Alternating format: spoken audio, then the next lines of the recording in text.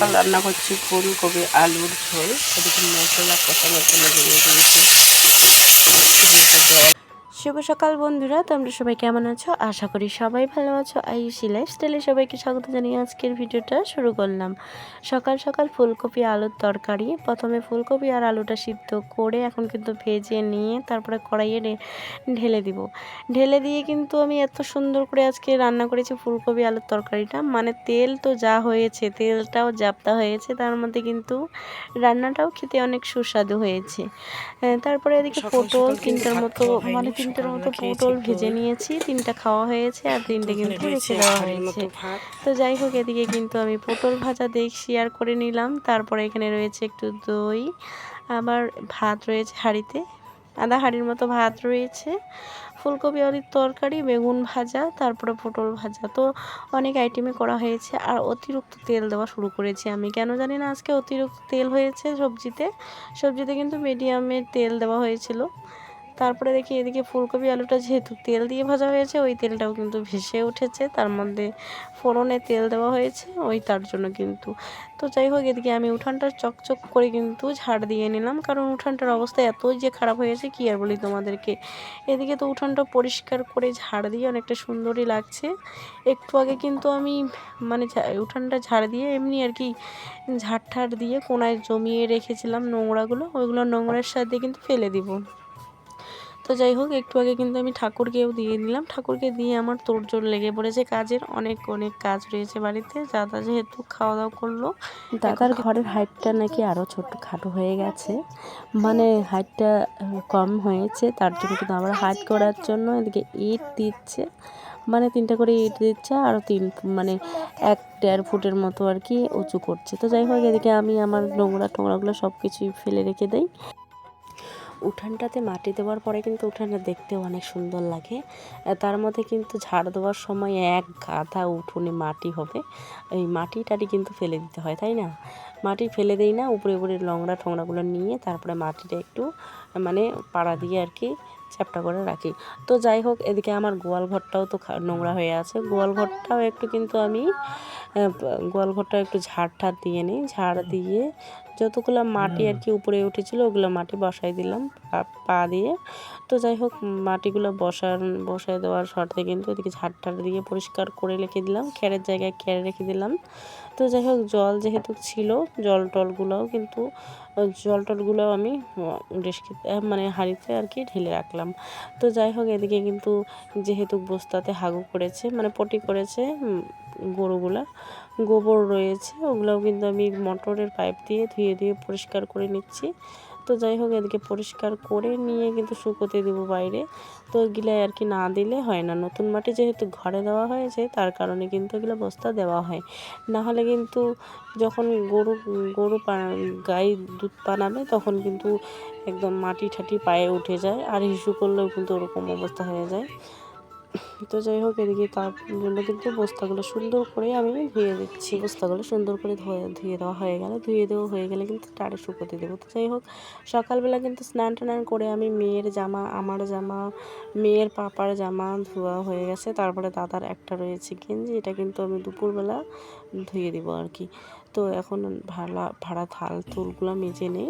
থালগুলো মাঝামাঝি করে কিন্তু হাঁড়িটাও একটা, যেহেতু দুধের হাঁড়ি সেদিন থেকে পড়েছিল, 2-3 দিন থেকে পড়েই আছে আর কি কলের পরে।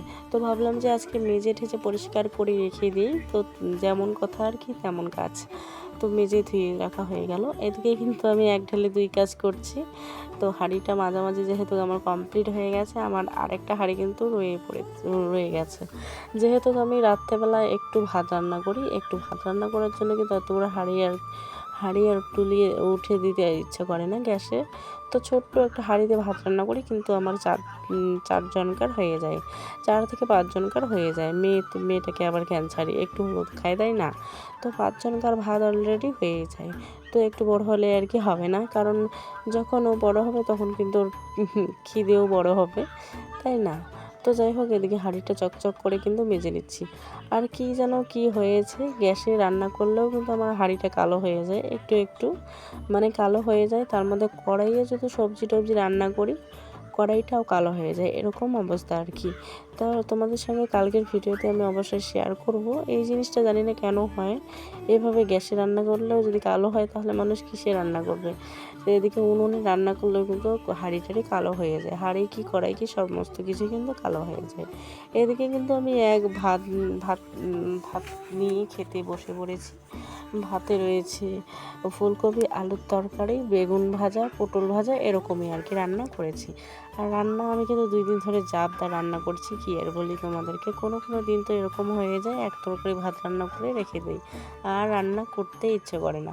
আর তোমরা তো এই অবস্থাতে দেখতেই পাচ্ছ, রান্নাঘরে যখন রান্না করছি তখন তো তোমরা দেখতেই পাচ্ছ এই কড়াইয়ে কিন্তু আমি যখন আমার আলাদা হয়েছে, যখন আমি সংসার করতে শুরু করেছি, তখনই কিন্তু আমি এই কড়াইটা নিয়েছি। তোমাদের সঙ্গে সেদিনকার ভিডিওতে হয়তো, যে কোনো একদিনকার ভিডিওতে হয়তো এই কথাটা আমি তোমাদের সঙ্গে শেয়ার করেছি। আজকে দেখো ওই কড়াইয়ে আমি রান্না করছি। সত্যি কথা যেটা, যেই স্মৃতির জিনিসটা, মানে ওই জিনিসটাতে যদি তুমি রান্না করো, ওই জিনিসটা যদি তুমি 3-4 বছর ধরে যদি রান্না করো, সত্যি কথা ওই ওই কড়াইটা দেখলে আর পুরানো কথা মনে পড়ে, পুরনো কথা মনে পড়ে, পুরনো স্মৃতি মনে পড়ে। তো যাই হোক, ওগুলো কথা না বলাই ঠিক আছে। তারপরে দেখো এদিকে কিন্তু আমি আজকে ভাবছিলাম যে ঝুরি আলু ভাজা করব। তো বিয়েবাড়িতে আমি বিয়েবাড়িতে দেখি বাদাম দিয়ে ছোট ছোট ছোট আলু কেটে কিন্তু ঝুরি আলু ভাজা করে, মানে এই মেশিনে আর কি। হাত যেগুলো ঘষা রয়েছে, আদা আদা আর পেঁয়াজ ঘষাগুলো, ওগুলো দিয়ে কিন্তু ঘষে হয়তো। তো আমি আর কি ওইভাবে আর কি কেটে নিলাম আলুটাকে কেটে নিয়ে ভাজবো ভাবলাম, কিন্তু আমার আর হচ্ছে না ভাজা। কারণ ভাজার সময় সবগুলো কিন্তু একখানে লেগে যাচ্ছিলো। আমি কড়াইয়ে দিয়েছি তেল দেইনি এমন কোনো কথা না, তেল একটু বেশিই দিয়েছি। তো এরকম অবস্থা আর কি। তো যাই হোক, যখন আর কি ওটা হলো না, তখন কি করলাম, আলুটা মেখে তারপরে ওর উপরে কিন্তু দিয়ে দিলাম চালের গুঁড়া, চালের গুঁড়ে দিয়েছি, শুকনো লঙ্কার গুঁড়া, তারপরে হলো পেঁয়াজ কেটে দিয়েছি, তার মধ্যে রয়েছে কিন্তু তার মধ্যে দিয়েছি একটু হলুদ। তো ওগুলা দিয়ে কিন্তু এখন কিন্তু ধুয়ে যেহেতু তুলছি, ওগুলো তুলে কিন্তু কড়াইয়ে বসিয়ে দেবো তেল দিয়ে। এদিকে কিন্তু একদমই সব জমা হয়ে থাকবে, মানে কি আর বলি, সিদ্ধর মতো হয়ে যাবে। তো ওটা নামিয়ে ওই অবস্থা করেছি, যেটা তোমাদেরকে একটু আগে বললাম, এখনই মানে একটু আগেই বললাম। তো যাই হোক, এদিকে কিন্তু গ্যাসের টেবিলটা, থালা বাসনের টেবিলটা সুন্দর করে মুছে নিচ্ছি। তো যাই হোক, ভাজাটা যেহেতু হলো না, তারপরে দেখো নাড়ু বানিয়ে কিন্তু এখন দিয়ে দিচ্ছি কড়াইয়ে। তো কড়াইয়ে বসিয়ে কিন্তু চপ বানাবো আর কি, ছোটো ছোটো। তো যাই হোক, খেতেও কিন্তু অনেক সুন্দর হয়েছে। মানে কষ্ট করে বানাবো আর সুন্দর হবে না খেতে, এটা কখনো হয়? তো অবশ্যই অনেকটাই সুন্দর হয়েছে। আর আমরা কিন্তু খেয়েছি কেউ দুইটা, তিনটা এরকম আর কি অবস্থা।